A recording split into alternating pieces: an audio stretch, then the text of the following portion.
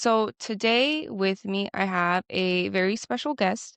Her name is Myrna Trujillo. She is a board certified behavior analyst, short BCBA, and she's been a mentor of mine. She's given me so much life advice.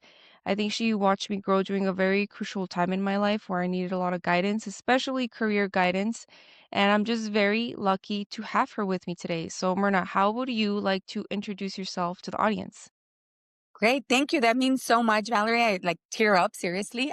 I feel like that's a huge passion of mine is growing people that I love, especially in the career that I have chosen, right? I feel like it's very special. So, like you said, I'm a board certified behavior analyst. I've been doing this. I've been in the ABA field for 15 plus years, but as a behavior analyst, this is actually my 10th year. So this is closing up my 10th year as a BCBA. I was an RBT for a lot of years of that as well. So a lot of work that I do now is I'm really tapping into advocacy as well. So I want to help my families learn what they're doing for their children matters and whatnot. So I think it's super important that I support the families that I'm working with. Mhm, I'm also a mom of three children mhm, and one of them being on the spectrum. So that's always the autism field has always been very close to my heart. mhm. So other than that, I'm just a friend that loves to travel. So that's probably like in a nutshell who I am. Yeah, yeah. So, no, I think that says a lot of like who you are. Also, I like to say you can really tell like who a person is depending on like where they like to spend their time. And I have seen like, well, this person chooses to give up to children, chooses to give up to families, chooses to show up to events where like sometimes you're not even getting paid, like it's volunteer. So I really do think that what ABA has taught me is that words are just words. Like behavior is what matter. It's what you do, it's where you go, it's where you show Right. up. So that's what behaviorism has taught me. But let's get your origin story. Let's start from the beginning. Like, how do we get the Myrna that we have today? Like, where did you grow up? Who were your parents? How did you decide? Like, a lot of for like what I've seen, a lot of people that find ABA, it's through like psychology or through early childhood development, and then they hear about it. But when I started in ABA, I had no idea that this was even a field. So, like, how do we get Myrna? Like, how do we get the Myrna that we have today? That's interesting. So, it's four of us. So it's four sisters and I. My Mm-hmm. parents met early on, like in Juarez. So they're originally from Mexico. So both my parents are from Mexico. They're Mexican. I was born and raised here in the States, but early in my childhood, I was in El Paso, very close to the border, to the family, and then moved over to Las Cruces when I was in middle school. At that same time, around that during that transition, I lost my father to alcoholism. He had an upper GI bleed and passed away when I was 12 years old. So that I feel like that definitely did impact how I grew and I think how I've been very motherly, I think, because my mom was very present, but as well, she needed to work two jobs to support, her daughters and whatnot. So, and I think that definitely built my A type personality. I know, and we're probably born with it. Who knows? There's probably tons of research on it, but I am very, I want to say, on the soft side controlling, right? And I think behavior analysis really allows me to use that in a very positive manner, right? Because we want to see things in order with things like you said, like it has to be not just what you say but your actions that come with it. That's kind of my early on. I got, went to high school here in Las Cruces, went to Oñate High School, went to college right away, got my bachelor's and my master's degree. Then I got married in between there and then started having children. So at that time, just like you, even though I did study, it's interesting because I went back to look at some of my books. We did study behavior analysis, a small portion in my master's program, my master's is in public health, which is behavior change in a nutshell, right? Changing behavior in a health wise form, right? In a public manner versus ABA is a little bit more individualized, right? Mm-hmm. Nevertheless, behavior change is behavior change. So when I went back to look at my books, there was some behavior analysis in it. I don't think that they touch on it definitely in the grand scheme like you do when you get your certification, right? But in that time, I had a master's degree. I had my two children that are now 16 and 17. My daughter will be 18 in what day are we? In 20 days. So that's very exciting. But my middle child, his name is Damien. He's 16. At that time, he was 9 months or so, and or a year. And I started to notice some differences in him between him and my daughter, which they're very close. They're only a year apart. And everyone kept telling me, don't compare them, don't compare them. Boys are different. Boys develop slower. Boys do this. But he was very much very different. Like he definitely was showing very early signs of autism. At the time, I didn't know what autism was. I didn't know what ABA was. And I got him enrolled in a early intervention program. And because of that, I was like, something is not right with this kid. So I continued to look for resources. And at that time, I was like, in between, I finished my master's degree and I was enrolled in a PhD program because I wanted to be an epidemiologist. So I was enrolled in my PhD program. And then I thought, why, in the meantime, let me get a job that's going to help my son. So I applied at a local agency here in Las Cruces as a developmental specialist so that I can learn how to play with my kid in a different way because I knew he was different. I just didn't know what was different. And when I applied for that position, they actually called me for what now is an RBT because back then there was no such thing as an RBT. We were behavior interventionists. And I started in ABA and I fell in love with it. I completely dropped out of my PhD program. I focused to become a behavior interventionist and I just loved it. And within a few years, I started my classes, my coursework to become a BCBA. So, I'm a firm believer of you're going to end up where you're supposed to be, right? Like I believe in God and not everyone does, but God put me where I needed to be for that reason. My son was not diagnosed right away, actually. I think because of my knowledge early on, gaining the knowledge that I gained in ABA and I implemented with him in early intervention, it really did slow down the diagnosis process because everyone would look at me like he had 4 evaluations before he actually was diagnosed. And everyone would look at me and be like, he quacks like a duck, he looks like a duck, but he's not a duck. And it was just, okay, well, it is what it is. I just kept pushing and pushing. We worked on him. Now my ex-husband and I work with him a lot so that we can get him what he needed. He went to DD pre. It wasn't until he transitioned into kindergarten from preschool to kindergarten that the teachers were looking at me like, he has an IEP, but it's his language delay, but there's definitely something else. And I'm like, yeah. So he did eventually get an educational diagnosis first because it was impacting his education. And a few months later, he did get a medical diagnosis. So they're two different things where finally he was older and had a lot more language, but it was still very much not up. I mean, one key point that has stuck with me forever, and this is, 10, 12 years ago, right, is during the evaluation, he's talking and he's interacting with the evaluator, and they always told me he just interacts so well with people, and that's why I think they had a difficult time because of his socialization, right? And Mhm. so it wasn't until she asked him a question that really I think drew her attention more. Was she was like, "Okay, Damien, tell me something that grows in the ground," and instead of saying like potato, carrots. Excuse me. He said, what about a carrot? And she looked at him like that was so interesting to answer a question with an answer. I mean, with a question. So I think that definitely intrigued her more. And I am very grateful and thankful, right, to God that occurred. Because of that, we were able to get a lot more services, not because I wanted him to be diagnosed, but because it was a legitimate, disability for him. But that's when she was like, okay. And then from there, it just kind of trickled everything. And she's like, no, he definitely is higher functioning, right? Because he has a lot of language. He's very social. He loves you.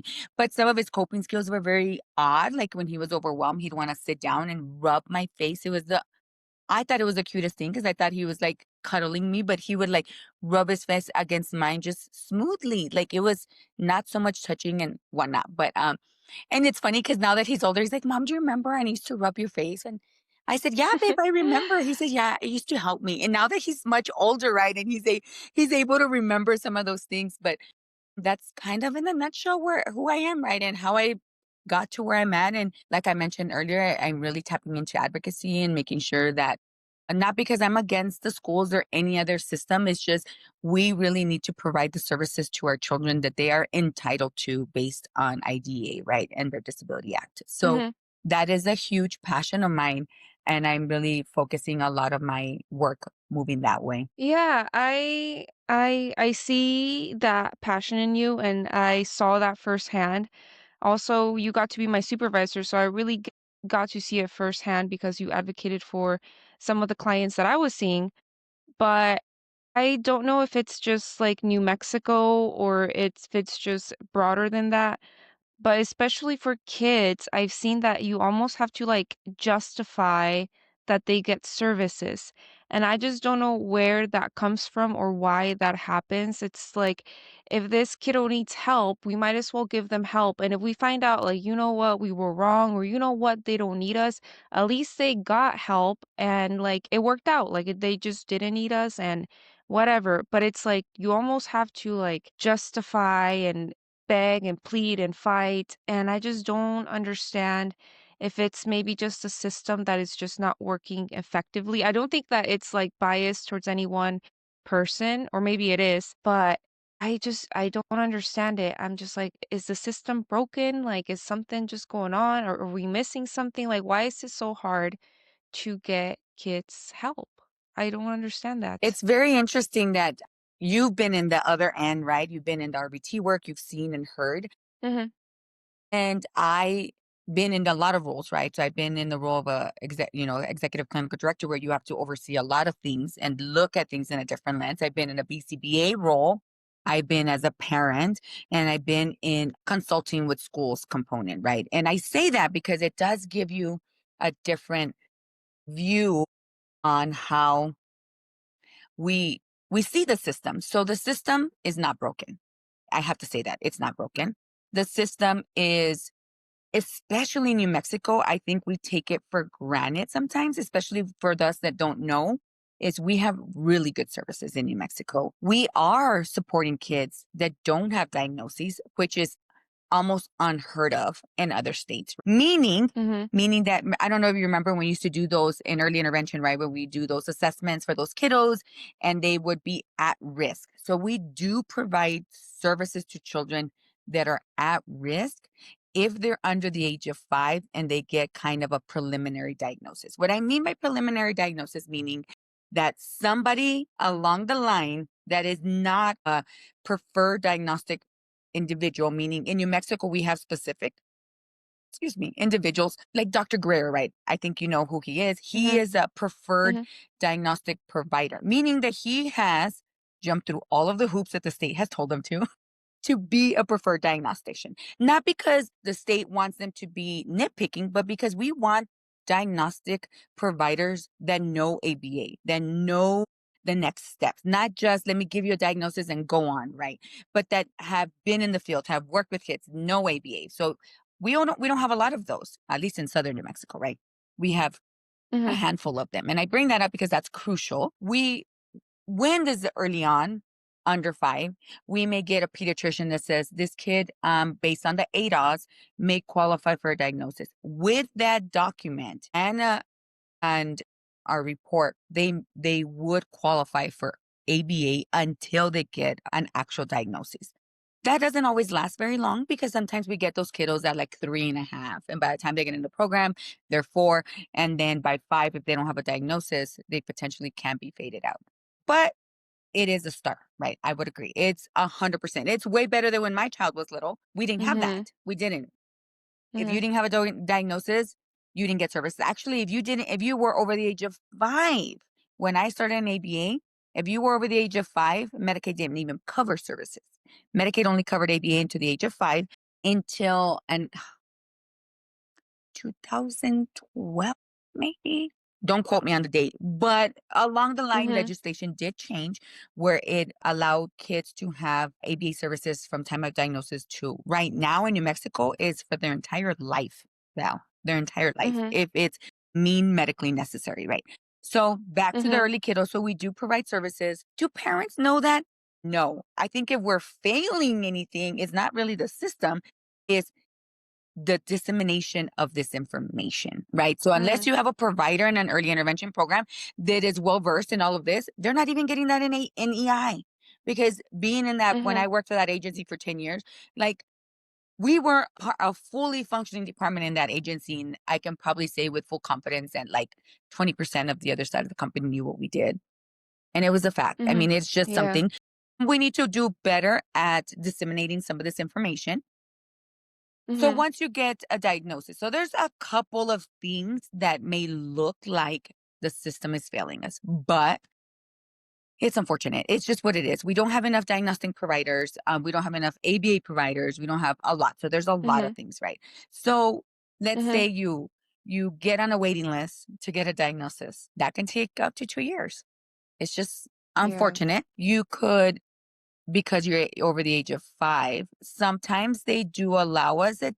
This is kind of one of those things that if you would have to have a pending appointment to continue with ABA services once you're already in the program, right? Because we do have to have a reevaluation every 3 years. And it's not because they're going to lose their diagnosis. I think there's some misconception saying, oh, well, why do I have to get a reevaluation every 3 years? It's not like it's not going to go away. But does the level of autism change? It may change, right? With intervention, we Mhm. hope to reduce the symptoms, for lack of better words, of autism, right? Meaning he can go from a Mhm. level 2 to a level, I mean, yeah, level 2 to level 3, whatever, right? Mhm. Meaning they need less support. That's what Mhm. that reevaluation means to me, at least as a practitioner and as a parent. Not that my son has been, now you look at him, right? He's 17, almost 17 next month, right? He's fully Mhm. almost immersed in full and regular education in high school. Got a job last summer. Like he does a lot on his own, right? He graduated ABA. Mhm. But if you really talk to him, Ooh, it would take you 5 minutes to talk to him and be like, something is different about this kid because his communication is so different. It is still so Mhm. delayed. He did graduate because we did master a lot of the goals that were important for us as a family and ABA, right? Could he use speech still? Yes, because his language is still not where it needs to be. But does he need 20 hours of ABA? No, he doesn't. I'd be the first one to be Mhm. like, give him as much as we can because we want to, but no. I mean, we did 40 hours of ABA when he first got diagnosed at the age of 5, and we faded him out. He graduated ABA when he was 13. So he did a solid 7, 8 years of ABA, right? Like we went for 40 hours, Mhm. 30, 20 tour at the pandemic, like he surprised all of us where he was able to do remote ABA. He logged in by himself to do his Zoom. Him and his RBT would work together. He would carry her around, whatever he needed to do gold. We did not skip a beat during the pandemic because he's so high functioning that he was able to do a lot of those skills that which really showed the BCPA and myself like this kid is going. He's going places, he's doing things. And Mhm. so that reevaluation is important, right? I would I'm gonna reference a lot for my son because that's my personal experience, right? But I do have professional experiences Mhm. as well. So back to the system is now there's a waiting list. But if there's no waiting list, then we're gonna flood the system in ABA. We don't have enough practitioners. We Mhm. really don't. Mhm. There's waiting lists. Some companies will say no waiting list, but not waiting list for BCBAs anymore. Funny enough, now the waiting list is because we don't have enough RBTs.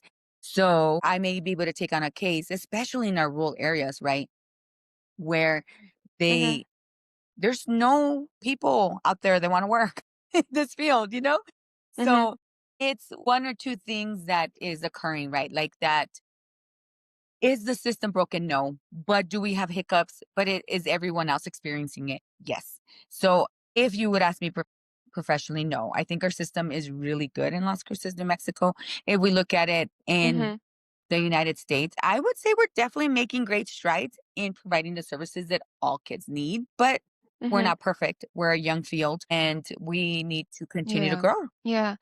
I think when I started in the field, there was even like switch of terminology, like Asperger's is like Yeah, no yeah. longer used because Asperger's was like for individuals that were high functioning, and now it's just autism, and now it's a spectrum.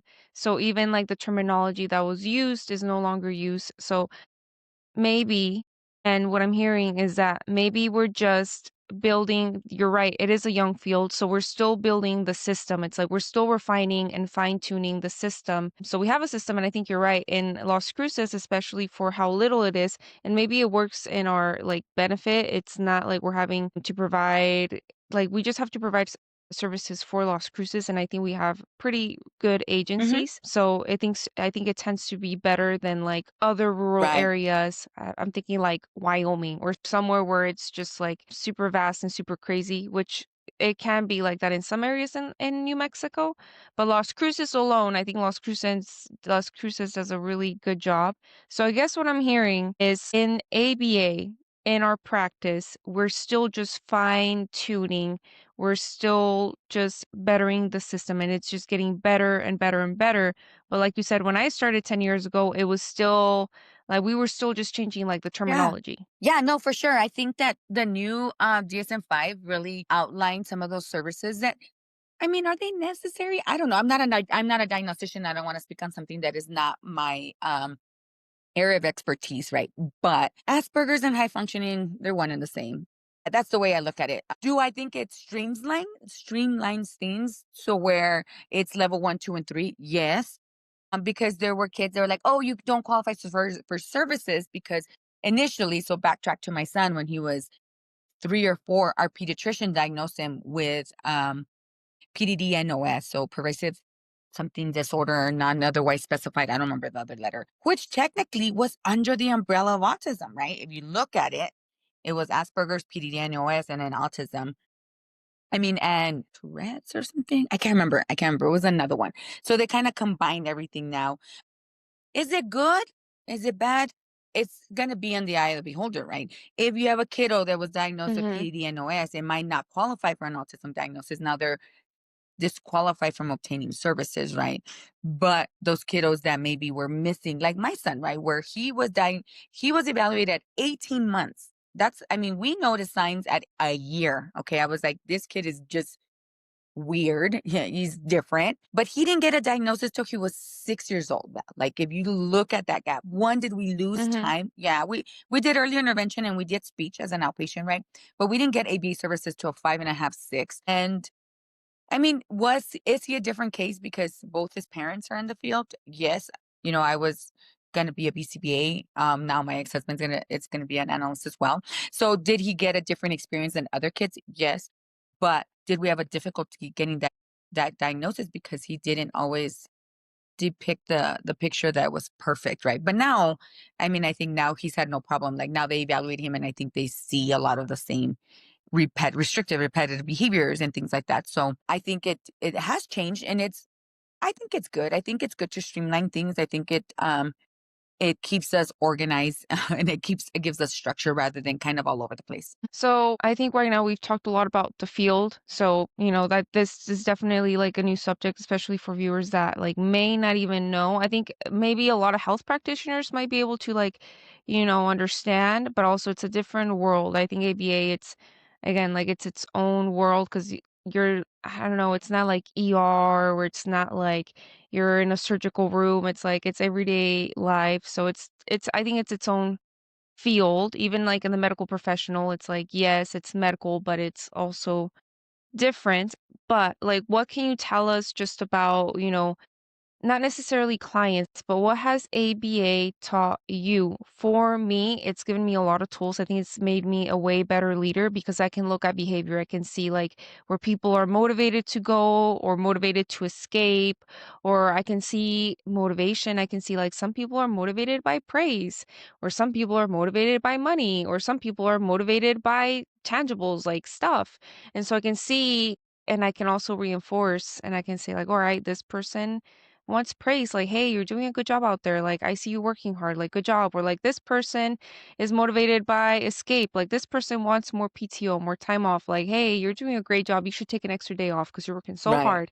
So, like, it's made me a way better leader, but also working with clients or working with kids I genuinely think it made me a better person. I genuinely think that I needed to be in that spot, in that time in my life because I just got to connect with so many families and so many kids, and they just brought so much joy in my life, and I think about them every day. Like, I'm like, I wonder how this person is doing, or I wonder what they're up to. Or I think it made me a lot less like self-centered and less selfish. And I think whenever you're 18, when you're in college, it's all about me and my degree and what I'm studying and my major is. And I don't think it's bad. Like, I think in that age, you can be a little self-centered because you're like, I'm doing this and I need to go to this class and my degree. But then whenever you pull focus, you're like, there are way bigger things in life. Like, this will work itself out. Like, I can figure this out later. Like, it kind of puts things into perspective. And it made me just, I think, more of a wholesome person. So I don't know if you have any similar experiences or anything like that in the ABA world or anything that it's taught you. I don't know. Val, I can speak hours about this. I love ABA. I think it changed my whole life. It really did. Was I feel like nature, like I very empathetic person. I mean, my background's in public health. Like people don't do that job unless you love to work with people, but this one is at a different level. I love ABA. Like I told you, I fell in love with it from the first day. And my very first client, I still see him all the time. And mom is so funny because mom's like, it is so odd. He is 19, 20. He's 20 now. And he's like 6'2". Mm, He's a giant. And she was like, he he's, I would say, low and high functioning. I hate to say high functioning, but I mean, he speaks, he communicates, he does things, but he's definitely a little bit more impacted, meaning like more restrictive, repetitive behavior. But he does have a lot of language. So she tells me, she's like, Myrna, it's so funny because monolingual Spanish, but I'll translate. She's like, you're the only one that he really remembers. Like, you are his person. Like, if he sees you, he knows who you are, and I can still ask him to do things and he's so compliant. She was like, he's compliant, right, with mom, but other people, he's just like, I'm not listening to you. So that always, he has a special place in my heart forever, forever. That kid, I love him. And I've had a few other ones and they just taught me a lot, right? Like you said, it taught me patience. And I know people say, oh, you have to be very patient. Not with kids. It's funny. It taught me patience with adults because my hardest part of my job is the mhm, parents. Like, kids are not hard. Kids are easy. You find them what's going to reinforce them, they're going to get to it. Parents are definitely the harder part of my job, right? Because parents have been doing the same thing over and over and they have reinforced that behavior for the last 20, 30 plus years. So that behavior is a lot harder to break and change, right? So definitely has taught me that. It has taught me that just because it's important to me or my assessment says it's important or because I want to make this a change doesn't mean that the family's ready to change. So it really has helped me hone in my skills mhm, and be like, okay, this is what we need. This is where they're at. Myrna, we're starting here. And because I said early on, I'm kind of controlling, right? And I want things in order, not because I want to control them, but I'm like, this is what's best. Let's do it this way because I am the professional and I know what I'm doing. So, yes, I do. All of that is still accurate, but it really has taught me that I need to really find people where they're at, meet them where they're at, move where in the mhm, speed that they're ready to, and really be okay with it. It used to be very frustrating. I mean, very honest, very raw, but it's very frustrating. I'd come home and I'm like, why can't these parents make the changes? Like, why? I'm a parent. I do what it needs to get done for my kid. Like, I worked full time, and at one point I was going full time to school, full time as a parent, full time work. Like, why? And I used to get frustrated. I'm like, why can't I get this done? It was frustrating. mhm, It was like, and my ex husband told me, Myrna, not everyone is like you. One, not everyone is like you. mhm, And that really, he brought me back. Like, not everyone is like you. And people are at different places in healing, right? In that a mhm, diagnosis of autism has a different feeling for everyone. Everyone heals differently. Everyone is dealing with that change in their life or whatever dreams they had of their child might be different. It's not that they can't do them, but they're different, right? What I expect of Damien is mhm, very different than what I expect from my daughter. Not because he can do less, but because he is motivated by different things. He wants different things in his life. My daughter goes to an early college, high school, right? She's graduating with an associate. She is academically driven, right? She's very bright. She doesn't struggle with school. Like, it comes very easily to her. My son Damien is not that into academics. Like, he does the bare minimum, not because he doesn't know how, he just is not motivated by academics. He doesn't really want to do much in that world. Like, he's more hands on. Like he's like, I want to go if maybe culinary school or be a vet, something a little bit more trade field. But going back to what it's taught me is like we need to one, I need to step back just because I can do all of this and manage everything doesn't mean everyone.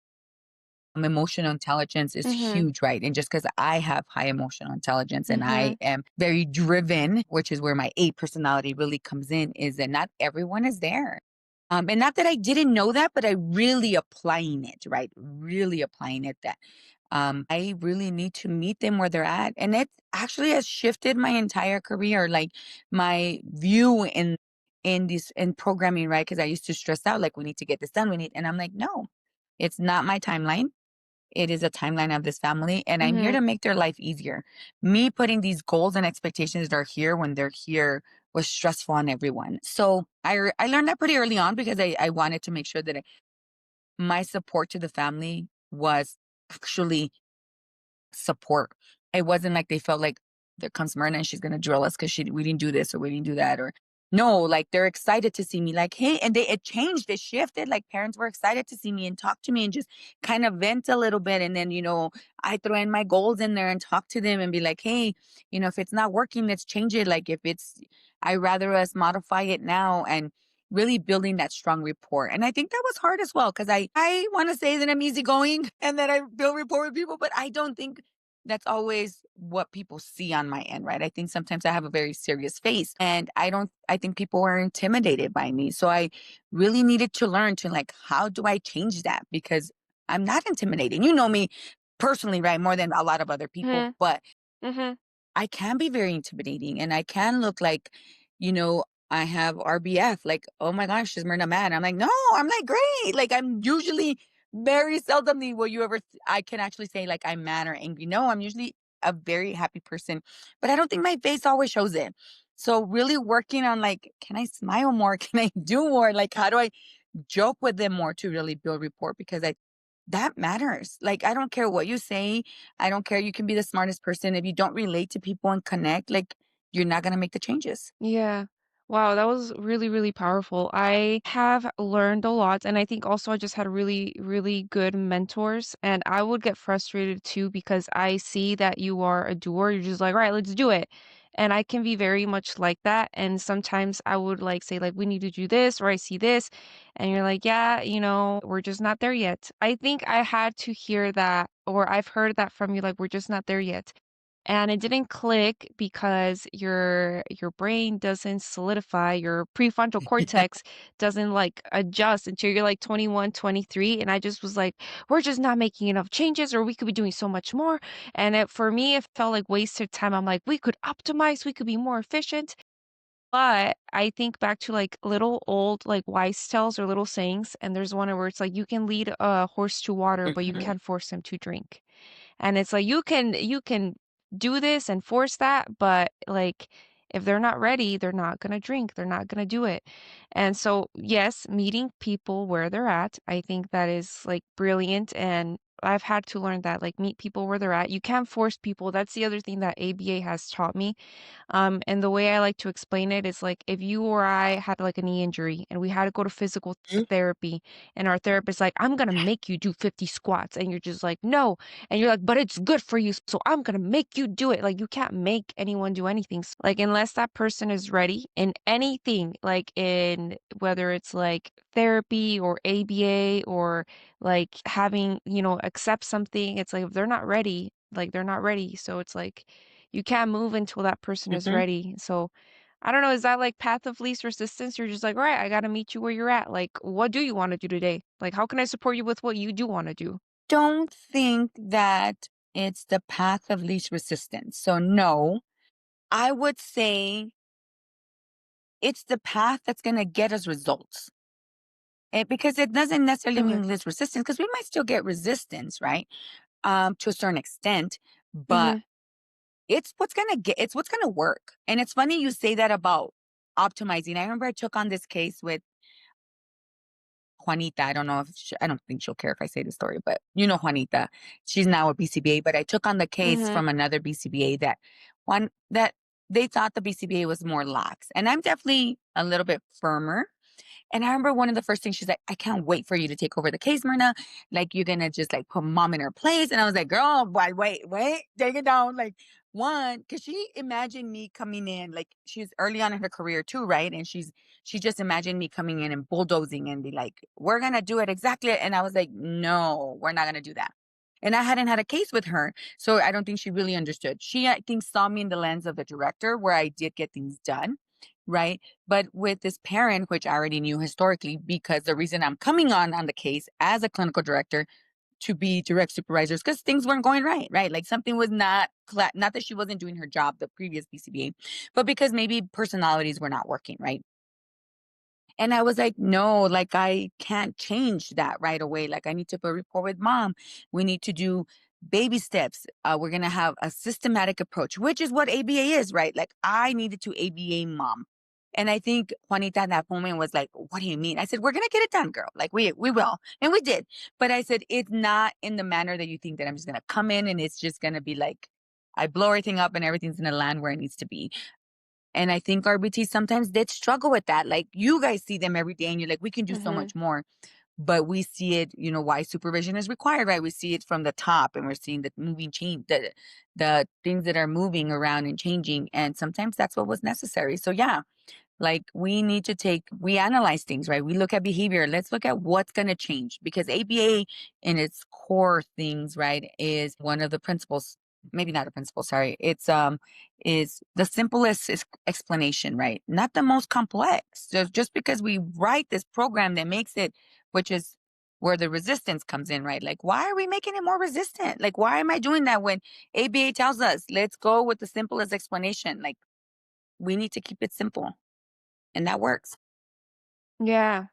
Yeah. Keep it simple. Which reminds me, I don't know if you have read Atomic Habits, but I've read Atomic Habits, and I'm like, this is an ABA book. About this Huh? is ABA. Like whoever, I'm like, it's all about behaviorism, but it's all about like make it simple, make it obvious, make it easy. It's like don't make these. And I'm gonna go to the gym at 10 p.m. every day because that's when I get off work, and it's like, well, you're gonna be tired by then, so it's probably Right. not gonna work.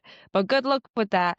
So it's like, make it easy, make it simple, make it obvious. And I was like, It this is all is. ABA. And I'm like, Well, if you think about it, yeah. So, we're so, not gonna do so when we're changing behavior, right? We run into this with kids sometimes where it's like, if we make so I'm trying to teach a kid to request phone, right? Because that's powerful electronics, right? mhm, If he has to jump through hoops, say that ABCs backwards, hold his tongue to his nose before he gets the phone, you think he's gonna do it rather than just snatching it from my hand? No, he's not. We need to mhm, what we're asking mhm, and teaching and replacing should either be equivalently the same effort or less. It should not be more effort. The minute it becomes harder, we're going to revert back. It's human nature to revert back what was working that was easier. mhm, So, yes, to your example, mhm, absolutely. Why are we going to go to the gym at 10 o'clock at night when we have to be up at 5 in the morning? mhm, Like, we should prioritize sleep. mhm, Maybe go to lunch, maybe during lunch, mhm, maybe do it or maybe work out at home. Make it so that it's in your repertoire so that mhm. you are gonna set yourself up to be successful. Yes, that's one of the biggest things that I've gotten is like building systems and skills that are going to make me be successful, and it's like, all right, well, how can I make this easier on myself? Because I've found that like just being like strong-willed, it's like I'd eventually you will revert back, you will tap out, and it's like, okay, I got to make this easy. So how do you see ABA showing up outside of autism, or like how do you use ABA with just like everyday people? Because I use ABA like every day. I feel like I've unlocked something. And again, I feel like I was exactly where I needed to be in my life because I use ABA with everyone. But I feel like it's been like my superpower because I'm just like I've learned how to reinforce, and I've learned that reinforcement is Yeah. so powerful, but people often we don't give feedback. We give feedback when we're upset or like, I didn't like the way you talked to me, or I didn't like the way you changed my schedule, or I didn't like, but if you're just like, hey, thanks for fixing my schedule, or like, hey, thanks for giving me that feedback, or hey, thanks for like, I've just learned to just be like the ultimate like reinforcer and just reinforce, reinforce, reinforce. And I've just seen it change my life. I'm like, oh my gosh, like people need to take an ABA course or people need to do like an ABA 101. I'm like, And I think a lot of professionals, they do like what with like leadership seminars or like being a manager 101. Like usually it's people and like I don't know, like some people do take their time to like do courses, but a lot of people don't. So like what has ABA taught you about being a leader? Yeah, what has ABA taught So you I about being a love that leader? component, that part of my career that I love the OBN component, which is what it's called, right? That organizational behavior management component. I love that. I try to be a very positive person. I will see things positive for a lot longer than I should sometimes. That's kind of, I would say, good and bad for me, right? Because I do see the good in people. I do reinforce people. I see the positive end in it. And I agree.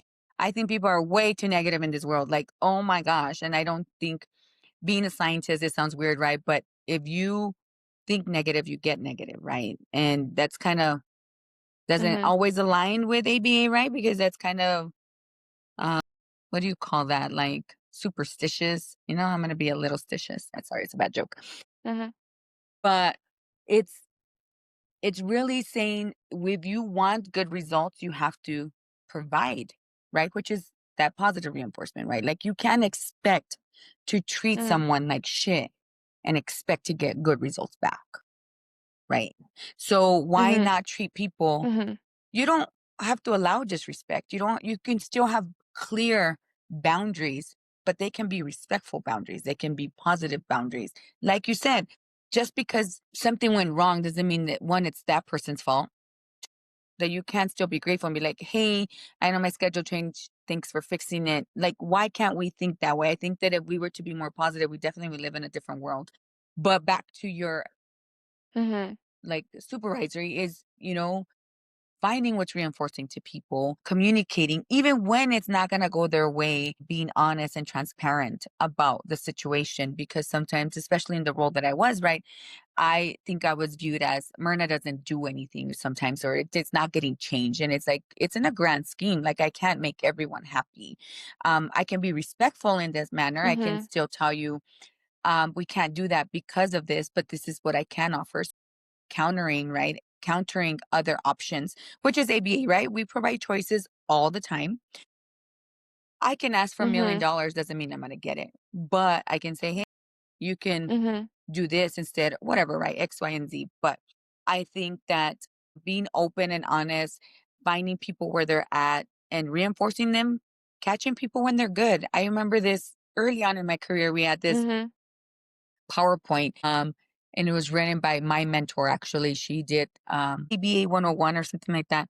And one of the slides was Dennis the Menace, and it said, Why am I only out when I'm doing bad?" Right, which is true. Society, but that's kind of society. Like society focuses and providing attention when they're bad. Look at our prison systems. Like Mhm. they are overflowing with individuals. So if punishment was so powerful and helped, why are they overflown? Overflooded, I mean. We Mhm. need to focus on positive reinforcement, right? We need to catch people when they're good. We need to reinforce them when they're good because they're more likely to want it more. So really focusing Mhm. on that, I feel like that was all has made me very successful. And hearing people out, sometimes people just want to be heard, right? Even when if we can't change, Mhm. because sometimes there's things, systems, things that are out of our control, out of our pay grade, right? That we can't change. Mhm. No, I really like that. I think another thing that ABA has taught me is how to set clear boundaries. And I'm just so thankful for ABA because I did it for at least like 8 years that I was just using these systems and using this vocabulary and using these things. But one of the things that we teach clients is no, and we honor no. If they say no, then we're like, all right, hands off, like no is no. That was very powerful because maybe it's just growing up in Hispanic culture, but it's like, if I say Yeah, you're gonna right. do something, I'm gonna make you do it. Or like, Yeah. I'm gonna like, what do you mean no? And it was just like, well, but it's true. Like you can't force like clients, you can't like in any scenario to just like, I'm gonna like make you do those squats or I'm gonna make you like you literally like can't. So then it became about like boundaries. So then it's like, okay, like you don't want to do this. I'm not gonna force you. You're right. I'm not gonna make you do it, but you're Exactly. not gonna have access to this. This is my no. So then it like taught me very clear boundaries and it's just like I'm going to respect it, but you're going to respect me now and I'm going to say no as well and we can just sit here. And so it just again taught me like those very clear boundaries that I use now in my everyday life and I don't have to be a mean, ugly person. It just taught me like really clear boundaries and really clear structure. Okay, Myrna. So, who are you outside of work, outside of ABA? Like, what else do you do or how do you show up? I don't know, as a scientist in the everyday world? Like, um, we've talked a lot about work and clients or, being a practitioner, but like, how do you view the world with all the knowledge that you have? Sometimes I feel like I view it with a rosy lens. I feel like I'm very naive, I would say, because I see the good in people. And I don't want to change that about myself. I feel like that makes me a good person. And if somebody screws me over, then I learned that lesson, right? But outside of the world, outside of ABA, I'm a mom, right? First and foremost, I'm a mom to three beautiful children that I love to death. And they're growing up too fast. And I spend a lot of time with them. I am divorced now, as I mentioned. So that's been definitely a difficult transition for quite some time. So really co-parenting, meeting our children's needs, both of us setting all our differences aside. That's been definitely a journey. I love to spend time with my friends and travel. That's huge. I think traveling. I love to teach. So one of my best friends and I we travel a lot together and people always wonder how we do it. And it's like, we're not rich. It's not that we're rich. No, no, no. Don't get that mixed up. But we are really good planners. So I feel like doing that, like teaching people how you can travel still on not a budget per se, but smart.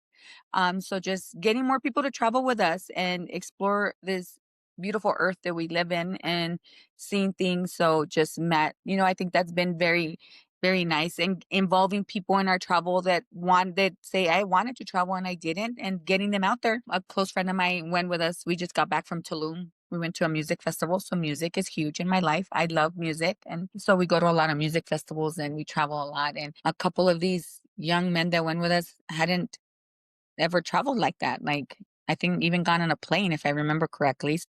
Just opening up the horizons for other people. I think that's amazing. Music does that for you, right? Opens up the world for you. Mhm. So I see life as there's a saying you only live once, but that's not true. We live every day. We only die once. So you better get on busy living is what I always tell people. Like, get busy living because time is going. Time doesn't come back. It's one of those currencies that we just Mhm. never get back. Once it's gone, it's gone. Money will come and go, people will come and go, but time never comes back. Um, it's Mhm. interesting that we need to do that. I saw this reel of TikTok. I don't know what it was, and I think it was this doctor. He started like a podcast. I don't know, it's irrelevant. And he's an ER doctor, and he was sharing stories of when people were dying, what people were saying, and he was very shocked with what people were saying at the time of their death. And it wasn't like I should have worked more, I should have got more money. It was I should have done more. I should have been there for my daughter. I should have done Mhm. the things that I should have done. Because at the end of the day, when we die, the organization's not gonna miss us.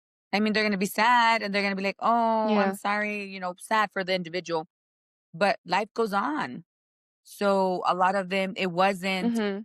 "I love you." It was things they wished they would have done of regret, right? Mhm. Which is crazy. And I don't wanna live like that. I don't wanna Yeah. live thinking I should have gone to that place. I should have spent more time. I maximize my time with my family, my friends, and that's it. Mhm. No, I completely agree, and I think that's another really powerful thing that I learned from you, and I really do mean that because I've had other leaders and I've learned a lot from them, and they've all made me stronger in a different way.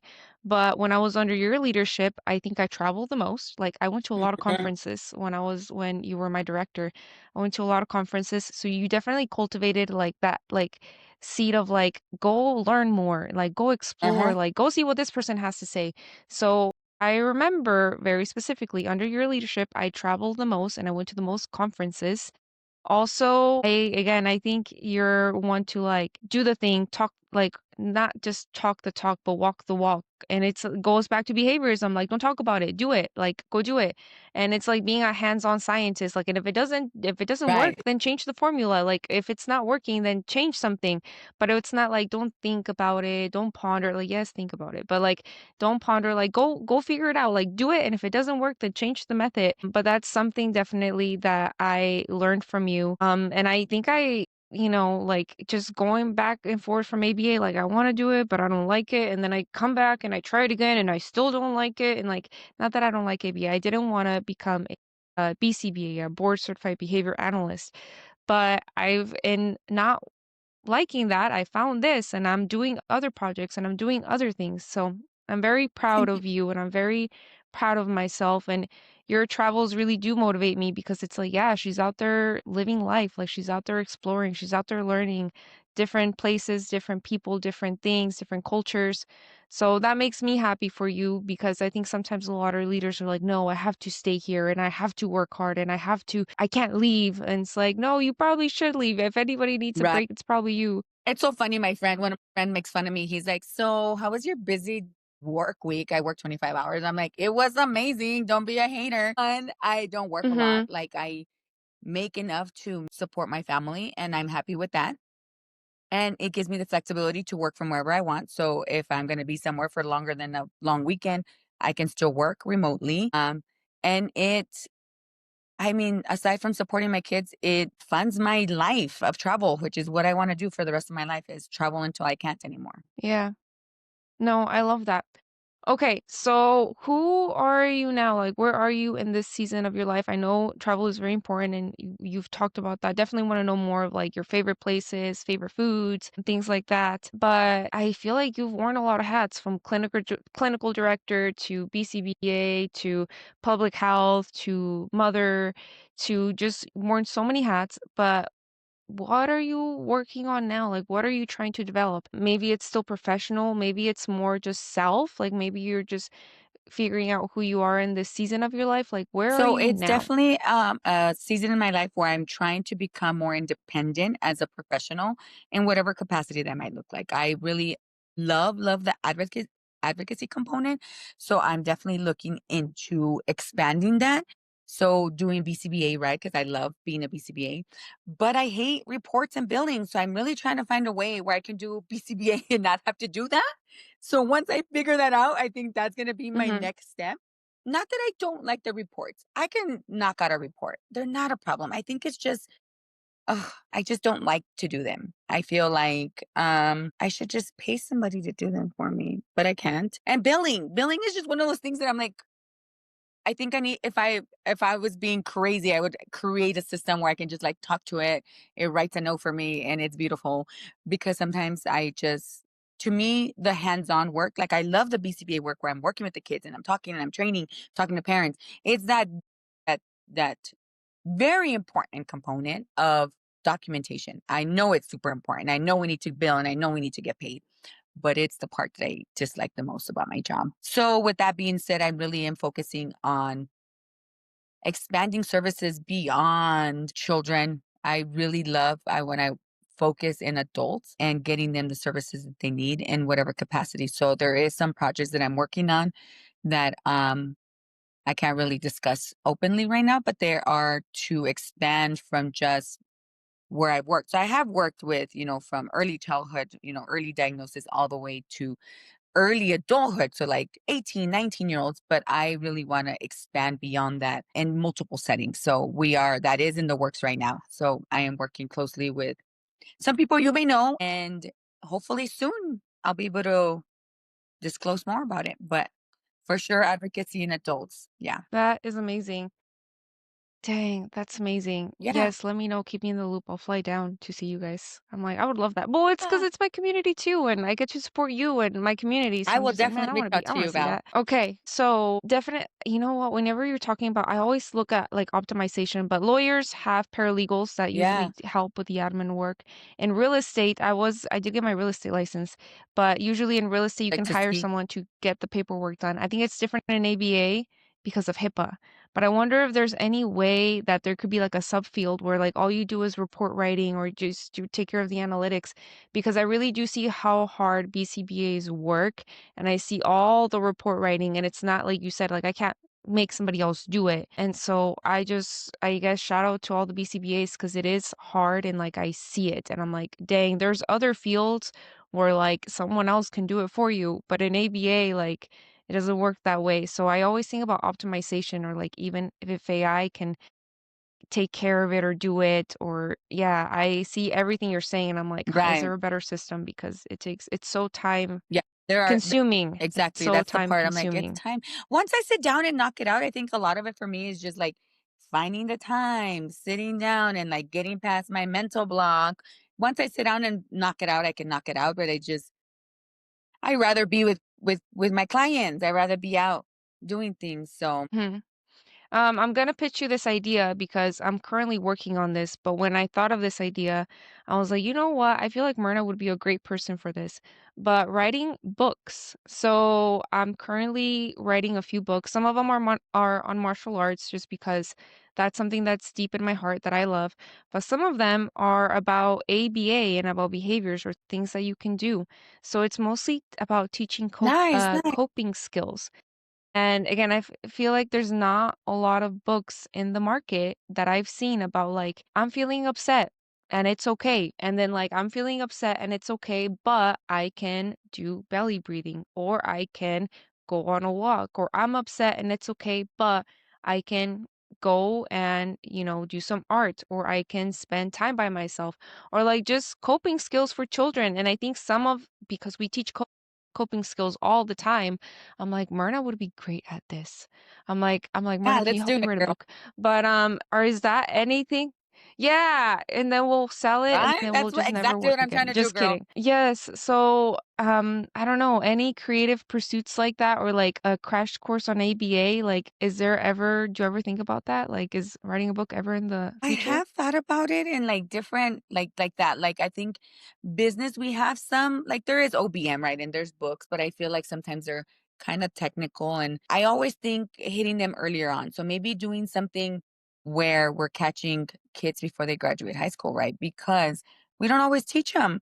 And I mean, there's classes, right, where but money management or how to manage your schedule, how to Mm-hmm. manage life when you're before you leave high school, right? So that has always been kind of on the horizons, but I haven't I want to get this other project going and then I definitely would love to write a book, right? Okay, maybe one day. Okay, so this kind of takes us into our next section of just wrapping things up about yourself and then for the audience. But what have you discovered about yourself, and what have you discovered about yourself over the years? So where you're going next, definitely we know you said you want to travel, do that, but what have you discovered just about yourself, and who is Myrna, and like what does Myrna like to do, or like what is something that you're just like, what do you know about yourself at this point Well, in I your know that I'm life? expensive and that I love to spend money. I have learned that Me too. and that I like to travel and not to cheap areas, right? So I mean some places I think me and my best friend have really honed down this skill. Like we have traveled to places where and made it work to where it's not very expensive. But I think what I've learned is that I think the biggest thing is I would say sorry, it's a weird noise in the house. I don't know. I feel like I've learned a lot, but I think I've learned the biggest thing from people is they show you who they are at the beginning, right? Don't dismiss it because that's hard, Okay. right? Like we Wow. sometimes, and that can be in Mhm. in any relationship, professional, friendship, romantic. People show us who they are very early on, and we dismiss it because we want to believe that it's different when it's not. So Mhm. that's been Dang. definitely Wow, that was very deep. Dang, that was definitely a jaw drop. But that's good. It's good to hear. It's good to hear. You've given me lots of advice in the past, and it's not always like yeah, yeah. about ABA, it's just personal. Like, so if someone is feeling stuck or overwhelmed, what That's would you so say to interesting them? because I feel like I'm working on that all the time with people. One, if you're stuck, write down the problem immediately. Write down the problem as specific as you can. The answer will be in that problem that you write down.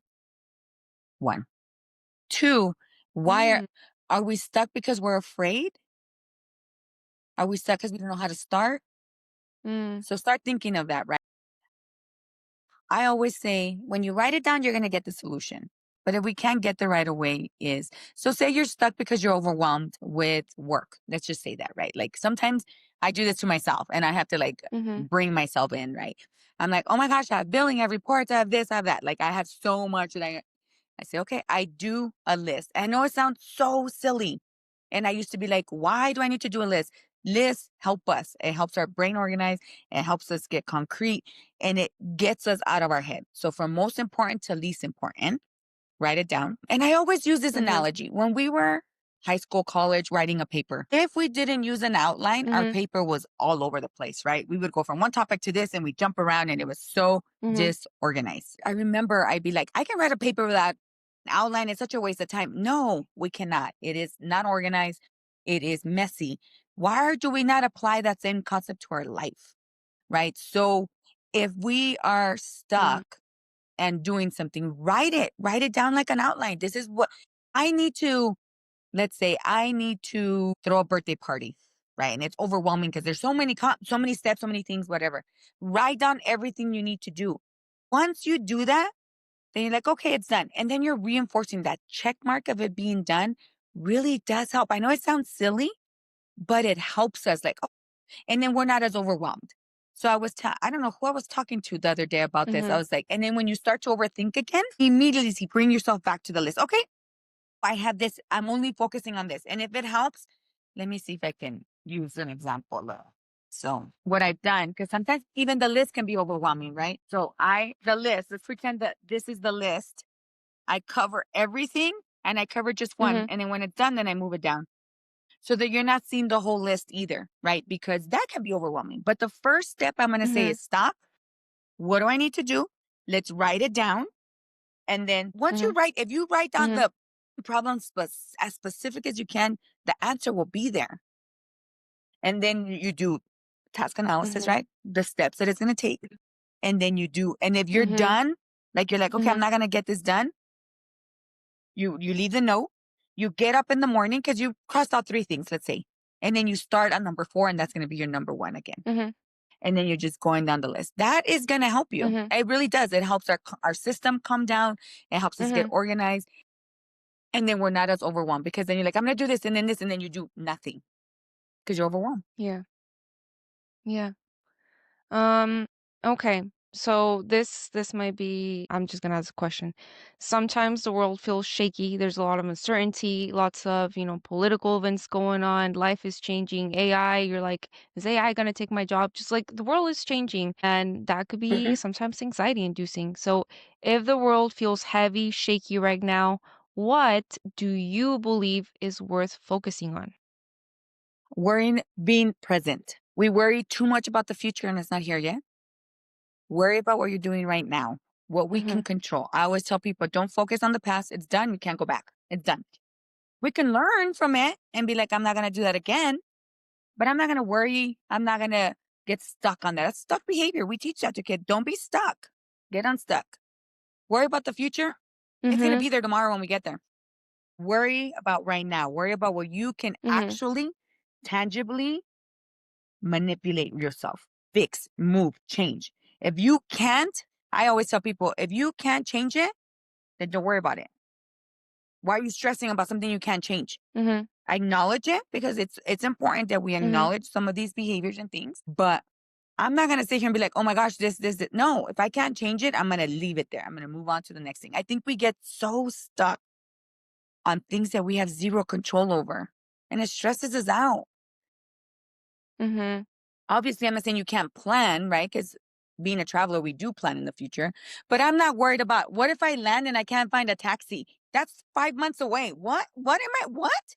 Why am I worried about a taxi that I'm not even there yet? Mm-hmm. Like, I think my daughter was asking me, she's like, Mom, do you Mm-hmm. get scared traveling? Because I traveled by myself. Like, there's been certain times where people didn't want to go. They're like, no, we can't, or they had other plans. I've gone by myself. I went to Bali by myself, flew clear across the country by myself.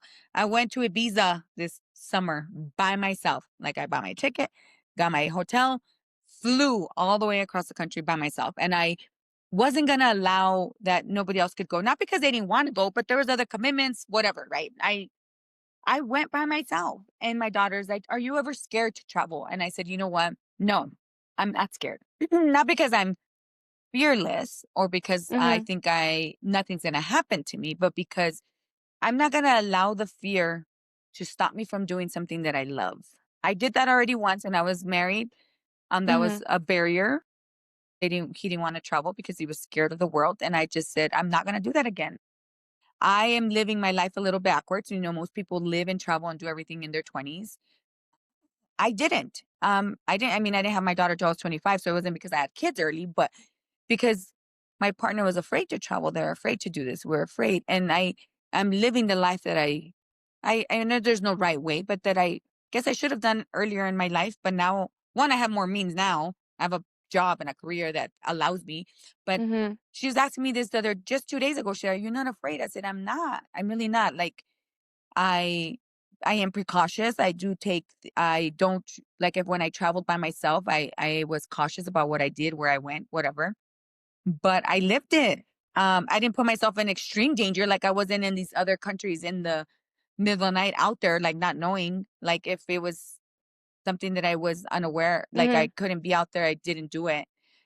But I don't stop myself. Like I do what I want to do because I need to, but I didn't worry about once I get there, they're gonna kidnap me. That's crazy. No, I would never manifest that anyways. I would never put that in the universe to be thinking that something bad's gonna happen. But Yeah. I I Mhm. plan it and then I go with it. And then I just make sure I am precautious. So I don't know if that answers your question. Yeah. Okay. That's really good. No, it does. Yeah, I think, Focus on yeah, now. like, focus on now. Like, that's all you have. Focus on now. Okay, is there a principle, a guide, moral compass, a code, something that you live by? For me, it's always like stay curious, keep learning. Because I feel like keep learning, it could be a language, it could be a culture, it could be a book, like keep learning. So, what is your moral code or what is your principle or guide or like, I would yeah. say I like to treat people. I go back to kindergarten, right? Treat others like you want to be treated. So that's probably my main one. Like Mhm. I'm going to treat you with respect, love and respect until I don't treat with you at all. So I don't ever switch. Mhm. I'm not petty. I am the least petty person. I am not going to do it to you because you did it to me. If I feel that strongly bad about what you did, then you have zero access to me moving forward. I think that is enough. That speaks volumes. I don't need to go out of my way to make you do anything, make you suffer. No, no, no.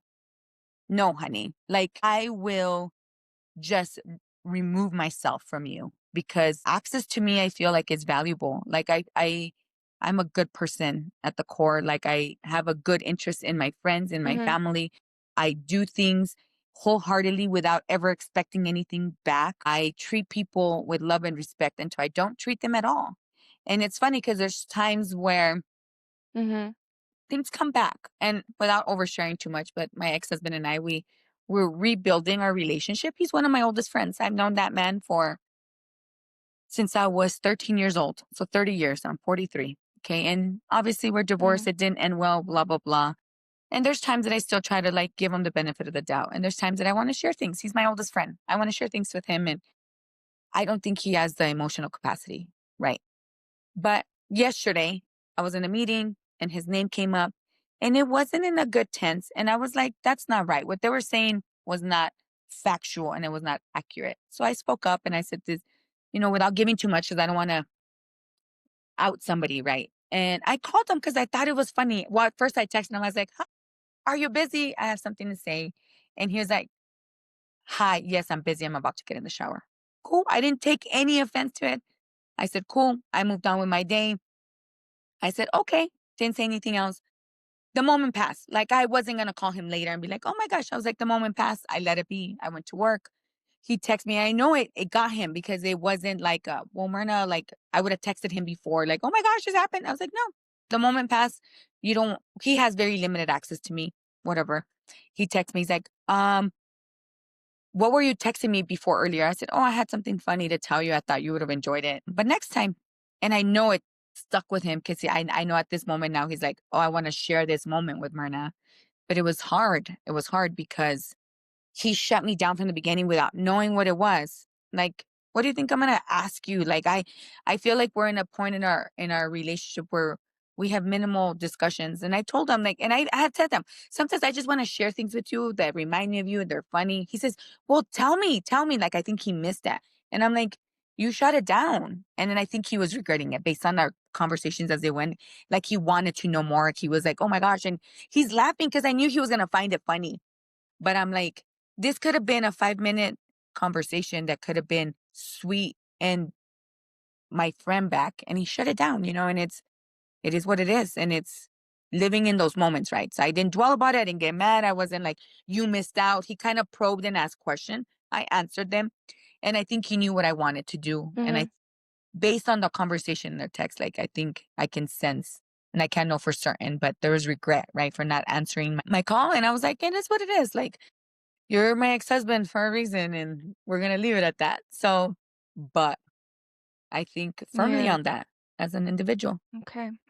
All right. So now this one is more about the audience. So for anyone listening, what wisdom do you want to leave behind for the audience? Maybe for me, I don't know. I feel like in the other end, where I've observed you, I use such ABA terms, not like in a creepy way, Been but watching I've you, observed you grow. And I'm right? just like, she's traveling. Yeah, I'm like, she's traveling. She's doing all these things. Like, you know, when I was employed at Finney, I'm not there anymore, but when I was there, like, I would see you, come to the booth, or like I still see your name as an advocate. Like I still have been able to watch you grow as a leader.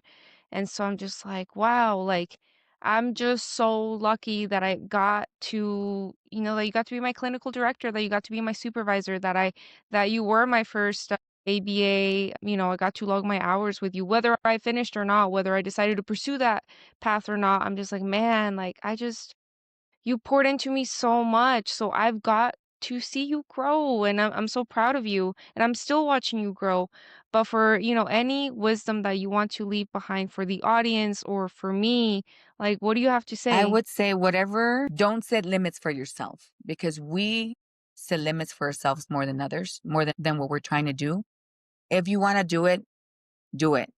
Don't think about time, money, any of that, because that money comes and goes, time goes. Time's gonna go by anyway. I tell people, like people that are like, I love what you do, I love ABA, but go back to school. Oh, but I'm so no, the time's gonna go by Mhm. anyways. The years are gonna go by. Do it. I think you'll spend more time regretting not Mhm. doing it than if you would have just done it. I just say do it. If you want to go somewhere, plan Yeah. it and go. If you want to eat something, go buy it. If you want to try it, just try it. I would say do it. I would say that's the best thing we can live by because we're going to end up old regretting not doing all these things. Mhm. Wow, Myrna, I'm loving this conversation. I need to have you more in my For life, sure, maybe anytime. talk to you once a month or something, but just again, just do it. And again, it just goes back to the leadership. Like whenever I was under your leadership, I got so much stuff done because I'm just like, I'm watching my leader do it, not talk about it, but do it. So again, Yeah. just leading by example. I'm hearing Yes, you go right now. do I'm like, it. I'm gonna go do it, Myrna. I'm gonna do it. Okay, so now just to kind of close things out, what does success mean to you now? I mean, for success for me when I was in undergrad was like getting my degree and then making money and then getting a promotion. And now success has a completely different meaning. Like now I love freedom. Like I love doing this. I love like success changes. So what does success mean to you now? Yeah, I would say Because you've right accomplished so now my much. main focus is growing good human beings, my children, making sure they are good human beings, that they're nice and respectful to people. I don't want to raise children that are not good human beings. Like I don't know how to say that. Like be a nice human.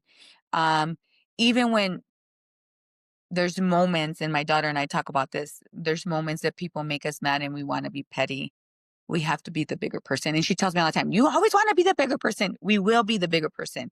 Because you know what? Karma, Mm-hmm. I believe in karma. Karma will get us all for what we do, whether it be good or bad, right? Everything we do, we pay for in one Mm-hmm. way or the other. So why not put everything that we can good out there so that what we get in return is good? And I try to teach my children that I want to Yeah. grow good human beings because at the end of the day, they're a reflection of their dad and I. I have to add him in there, but they are a reflection of both of us, right? And I want them to be like, wow, look, they're those are Yeah. Myrna and Juan's kids, and they're good kids. They helped us. They did this, and they're good human beings. Happy. I feel like people say happy is a state of mind. It's bullshit. You're happy when you're happy. If you are the only person you have to justify that to, just yourself. If you feel happy, then that's all that matters. I don't care what other Mhm. people say. No, no, no. If you feel happy, you're happy with what you're doing, you feel fulfilled. That's all that matters is yourself. Yeah. Yeah, absolutely. For the younger version of yourself, so now I've done a lot of like inner child work and like I really had to like just go fix a lot of things. But that was good because I learned so much.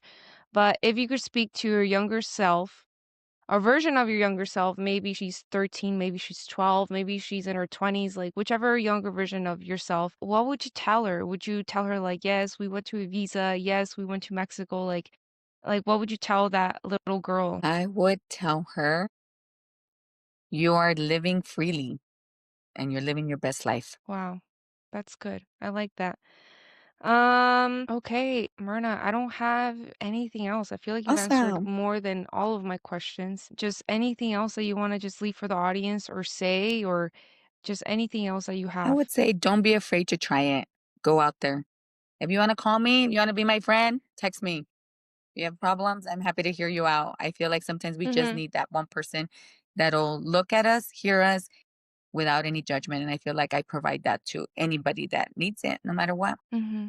Okay. Well, Myrna, thank you so much Of for just course. spending this morning with us, for giving us all of the wisdom. And Yay. man, I'm motivated. Like, Nice. that's what I needed. I'm motivated Go and do it, I'm Val. going to go I do believe it. in you. I'm going to go do it. Get your board, get your BCBA. Yeah, and, oh my gosh, I don't know if I can anymore. I don't know if it's already been 7 years. I don't know, but it's okay. I'll still advocate. I'll still be an advocate. But You're welcome. just thank you. Thank you so Yeah. much, and, I'll have to keep in Yeah, contact let's because now I'm like, go. I'm Well, we're gonna go on a going trip with you. I'm to gonna go learn from you I'm in looking at my best Ibiza. friend because she's here. We're going to Mexico City in April. Well, I'm going to a lot of places. So where am I going? I'm going to Colombia. We're going to Vegas. Dang. Then I'm going to Oh my Colombia. Then I'm gosh, going to okay. Japan. Then we're going to Mexico City. Dang. That's already like just the first quarter, 4 months. And then we're going on a girls trip. So if you're really interested, me and Adriana, Adriana Aguirre, best friend, and another friend are Yeah, going. We're yeah. doing like 10 days in Europe the summer.